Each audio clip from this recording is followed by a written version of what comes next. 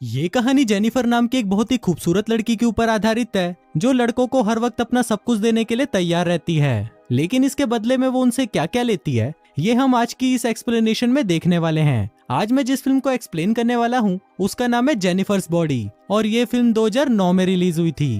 कहानी शुरू होती है और हम नीडी नाम की एक लड़की को देखते हैं जो कि एक पागल खाने में कैद होती है। तभी उसके पास उस पागल खाने की नर्स आती है और उसे खाना खाने के लिए पूछने लगती है। पर तभी नीडी उस नर्स के पिछवाड़े पर एक जोर से लात मारती है और उसको दूर फेंक देती है। उसी समय वहाँ पर 2 सिक्योरिटी गार्ड आते हैं और नीडी को उठाकर एक सेल में बंद कर देते हैं। अब यहाँ पर नीडी हम व्यूअर्स को बताने लगती है कि मैं भी कभी नॉर्मल हुआ करती थी। इसके बाद कहानी सीधा फ्लैशबैक में जाती है और हम एक टाउन को देखते हैं जिसका नाम होता है डेविल्स कैटल। दरअसल इस टाउन का नाम वहाँ पर एक झरने की वजह से पड़ा था जिसका पानी एक बड़े से गड्ढे में जाता था, और उस गड्ढे का पानी कहाँ जाता था ये किसी को भी नहीं पता। वहाँ पर बहुत सारे साइंटिस्ट उसमें अलग अलग चीजें डालकर पता लगाने की कोशिश करते थे कि वो चीजें कहाँ पर जाती हैं, पर कोई भी इस बारे में पता नहीं लगा पाता। अगले सीन में हम जेनिफर नाम की एक खूबसूरत लड़की को देखते हैं जो कि कॉलेज की हेड चीयर लीडर होती है। जेनिफर अपने कॉलेज की सबसे सुंदर और कॉन्फिडेंट लड़की थी। और वहीं हम जेनिफर की बेस्ट फ्रेंड नीडी को भी देखते हैं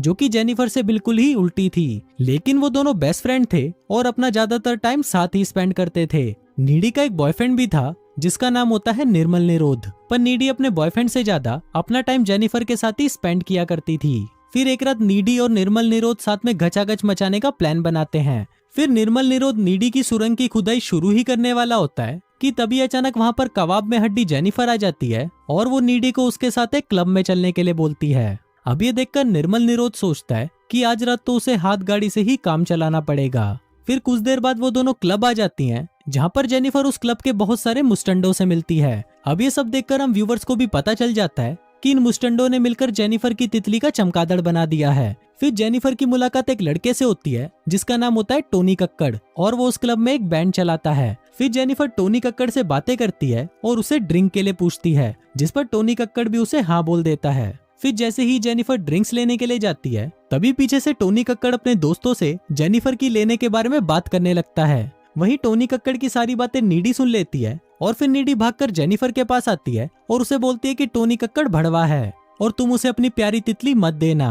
पर जेनिफर नीडी की बातों पर बिल्कुल भी ध्यान नहीं देती और वो टोनी कक्कड़ का परफॉर्मेंस देखने के लिए चली जाती है। अब उसकी परफॉर्मेंस शुरू होने के कुछ टाइम बाद ही उस क्लब में आग लग जाती है और चारों तरफ भगदड़ मच जाती है। सभी लोग वहाँ से बाहर निकलने के लिए भाग रहे होते हैं और इस भगदड़ में बहुत सारे लोग कुचले भी जाते हैं। फिर नीडी जेनिफर को अपने साथ वॉशरूम में ले जाती है और वो दोनों वॉशरूम की खिड़की खोलकर वहाँ से बाहर निकल जाती हैं। बाहर निकलते ही नीडी देखती है कि वो क्लब पूरी तरह जल चुका है और उसके अंदर लोग बाहर निकलने के लिए जोर जोर से चिल्ला रहे हैं। तभी वहाँ पर टोनी कक्कड़ आ जाता है और वो जेनिफर को अपने साथ चलने के लिए बोलता है। नीडी उसे जाने के लिए मना कर देती है, पर जेनिफर टोनी कक्कड़ के साथ जाने के लिए राजी हो जाती है और फिर वो टोनी कक्कड़ की वैन में बैठकर वहाँ से चली जाती है। पर नीडी को ये सब बिल्कुल भी अच्छा नहीं लगता कि जेनिफर कुछ अनजान चूतियों के साथ चली गई है। फिर घर पर नीडी को जेनिफर की बहुत चिंता होने लगती है, इसलिए नीडी अपने बॉयफ्रेंड निर्मल निरोध को फोन लगाती है और उसे सारी बातें बता देती है। नीडी बहुत ज्यादा घबराई हुई थी कि वो लोग जेनिफर के साथ कुछ कर ना दें।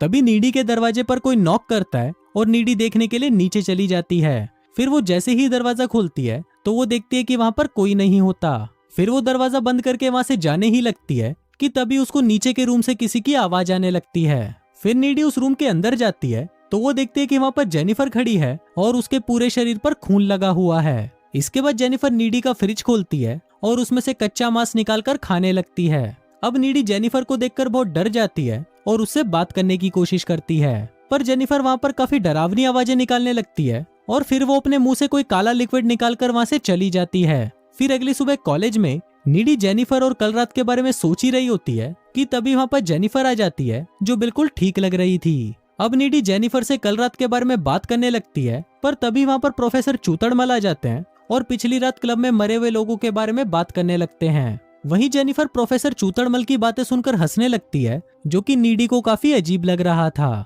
दूसरी तरफ हम स्कूल की फुटबॉल टीम के कैप्टन झुंझुनू को देखते हैं जो कि ग्राउंड में अकेला खड़ा होता है। झुंझुनू अपने मरे हुए दोस्तों के बारे में सोचकर बहुत दुखी होता है, पर तभी उसके पास जेनिफर आती है और उसको बोलती है कि मैं भी बहुत दुखी हूँ, प्लीज मेरा दुख दूर करो। और ऐसा बोलकर वो झुंझुनू का हाथ अपने संतरों पर रख देती है। अब इससे झुंझुनू का छोटा झुंझुनू वाइब्रेट करने लगता है और फिर वो दोनों घचाघच मचाने के लिए जंगल में चले जाते हैं। वहां जाते ही वो दोनों चुम्मा चाटी करना शुरू कर देते हैं, पर कुछ ही देर में जंगल के सारे जानवर वहां पर आ जाते हैं और उन लोगों को चुम्मा चाटी करते हुए देखने लगते हैं। झुंझुनू को ये देखकर काफी अजीब लग रहा था, पर तभी वो जेनिफर को देखता है जिसका मुंह अचानक किसी जानवर की तरह खुलकर बड़ा हो जाता है और फिर वो झुंझुनू को मार डालती है। वहीं झुंझुनू की चीख सुनकर प्रोफेसर चूतड़मल वहां पर आता है और वहां पर झुंझुनू को मरा हुआ देखकर उसकी फटकर 64 हो जाती है। इसके बाद वो पुलिस को इन्फॉर्म कर देता है और पुलिस वहां पर खूनी का पता लगाने में लग जाती है। दूसरी तरफ नीडी और जेनिफर फोन पर बात कर रही होती हैं और नीडी जेनिफर को बताती है कि मैं इस टाउन में हो रही इन घटनाओं से बहुत परेशान हो चुकी हूँ।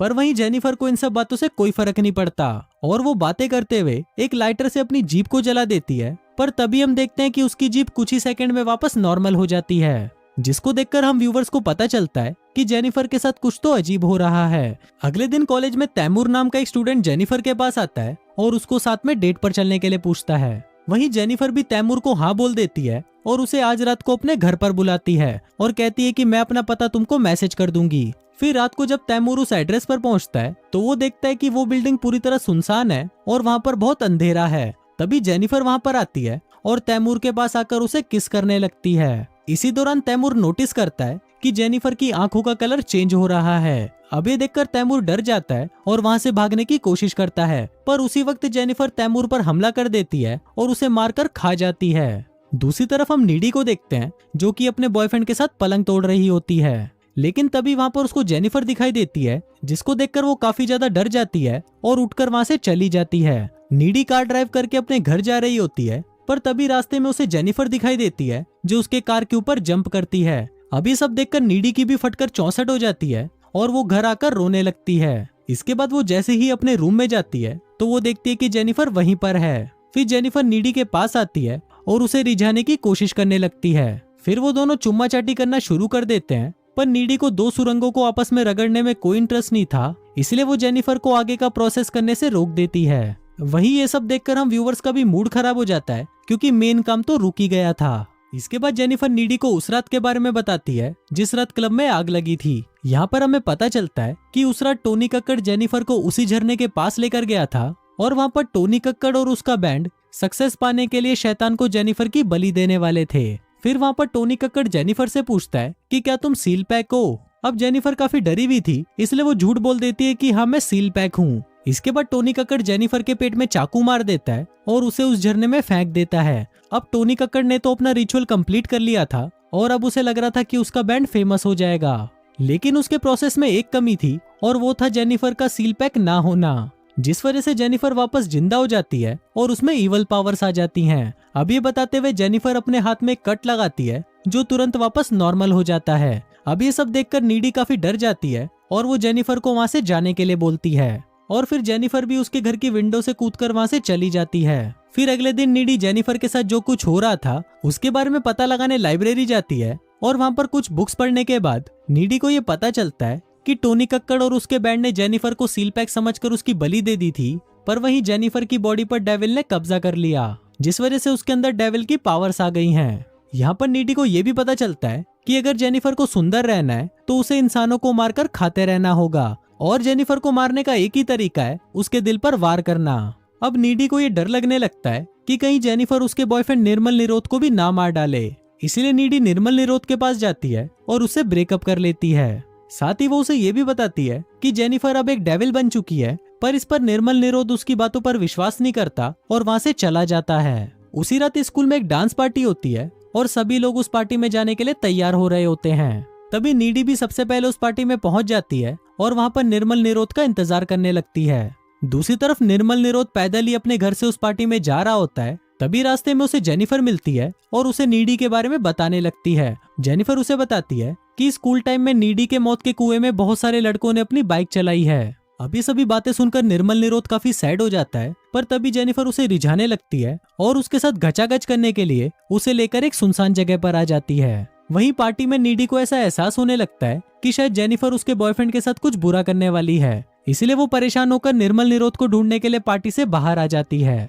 दूसरी तरफ जेनिफर निर्मल के साथ घचाघच करने की कोशिश करती है, पर तभी निर्मल उसे बताता है कि वो अभी भी नीडी से बहुत प्यार करता है। अब इस बात से गुस्सा होकर जेनिफर निर्मल को पानी में गिरा देती है और उसको मारने के लिए उसके पास आने लगती है, पर तभी वहाँ पर नीडी आ जाती है और अब जेनिफर उन दोनों को ही मारने की कोशिश करती है। फिर लड़ाई के दौरान निर्मल निरोध की वहीं मौत हो जाती है और जेनिफर वहाँ से भाग जाती है। अब नीडी को निर्मल निरोध की मौत से बहुत दुख होता है और अगले ही सीन में नीडी जेनिफर के घर पर जाकर उस पर हमला कर देती है। वहाँ उन दोनों में काफी लड़ाई होती है, जिस दौरान जेनिफर नीडी के कंधे पर काट लेती है, जिसके बाद नीडी जेनिफर के दिल पर वार करती है और उसे मार डालती है। फिर कुछ देर बाद जेनिफर की मॉम वहाँ पर आती है और वो नीडी को जेनिफर को मारते हुए देख लेती है। अब जेनिफर के खून के इल्जाम में नीडी को एक मेंटल हॉस्पिटल में भेज दिया जाता है। अब यहाँ से फिल्म वापस प्रेजेंट में आती है और हम देखते हैं कि जब लड़ाई के दौरान जेनिफर ने नीडी के कंधे पर काटा था, तभी नीडी के अंदर भी वो सारी शैतानी शक्तियाँ आ गई थी। इसके बाद नीडी उस जेल को तोड़कर वहाँ से बाहर आ जाती है